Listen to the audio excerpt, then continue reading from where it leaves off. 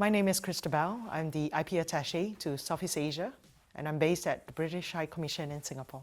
I focus on regional IP business and trade in Southeast Asia. I've been in post for nine years now at the High Commission in Singapore. I'm Desmond Tan. I'm the IP Attaché for Southeast Asia.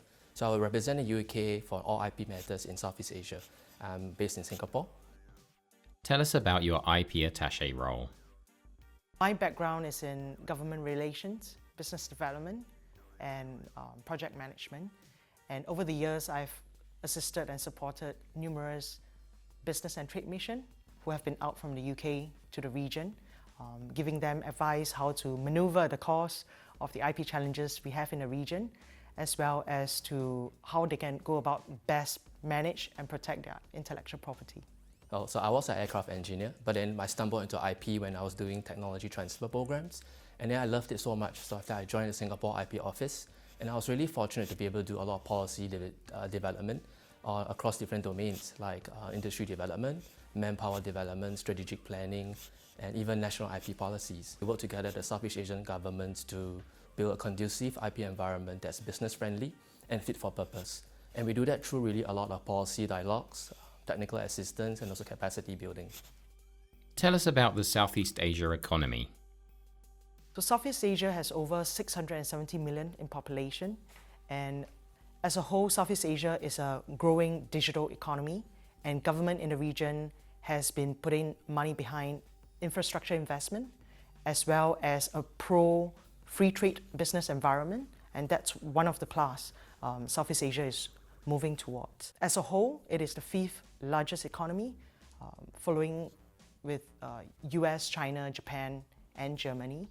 And I think the other advantage of Southeast Asia is the proximity that is close by to China market as well as India market. So Southeast Asia is made up of 10 different markets. And although they loosely organize themselves as ASEAN, which is the Association of Southeast Asian Nations, there really isn't a common set of IP laws or enforcement processes in place. And on top of that, each of these 10 countries have varying stages of IP development. So UK businesses, when they come to the region, they have to navigate 10 different sets of IP laws, 10 different sets of enforcement processes, and what are the 10 different protection scope that's defined for IP. Describe the IP landscape in Southeast Asia. So I think one of the most common challenges that UK businesses would have, firstly, is securing protection for your intellectual assets. How do you file for IP protection? What is the definitions of protection? And what's the time required? You even have to navigate the language because there's 10 different sets of languages, right? And I think the second thing also is about how do businesses enforce the IP, because the enforcement processes are so complex and can be really different across regions. So I think these are the two challenges that businesses would have. So the IP and enforcement landscape in Southeast Asia is really quite fragmented. I mean, there are 10 different sets of enforcement processes. So what we really do in the region is really to make enforcement simple and cost-effective for businesses. And the good thing is the Southeast Asian governments do get it. So we do work very closely with them, and we are really quite fortunate to have a number of policy successes. But of course, I think enforcement remains a challenge in the region. And what we're trying to do really is that the UK, we are quite fortunate to be the go-to partner for enforcement for Southeast Asia. And so we do a lot of enforcement coordination work with them, working through the ASEAN Working Group IP or working through the ASEAN network of enforcement experts to strengthen enforcement. So ultimately, at the end of the day, we want to make it simple and cost-effective for businesses. What advice do you have for UK exporters? Know before you go. It is important to understand what are the challenges you have in the market. When you understand the environment that you're operating in, you then be more informed to know what are the steps you need to take to apply your IP strategy in X market. And this is where IP is territorial. Our first advice is the best rule of thumb is to register your rights first before you go about disclosing, having meetings in country, disclosing your invention, or sharing your excitement about the new business idea you have to operate in the country. That's one.